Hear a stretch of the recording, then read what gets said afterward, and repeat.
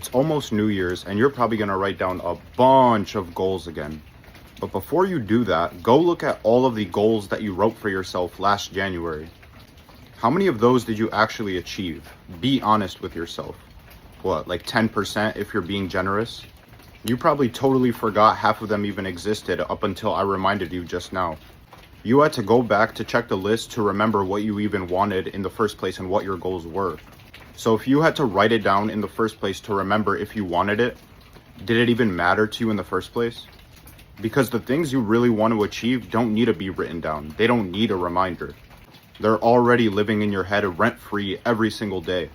Like for example, if you genuinely wanted to get in shape, it would be in your head constantly and you would be thinking about it all of the time. You wouldn't need a reminder or January 1st to come around for you to remember that goal.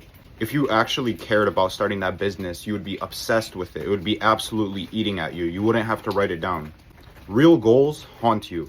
They don't sit quietly on some piece of paper that you wrote on January 1st, you know? They're constantly bouncing around inside of your head. So this New Year's, instead of writing down a bunch of random goals on a piece of paper, ask yourself what you're already obsessing over. What can't you stop thinking about even when you try to stop thinking about it?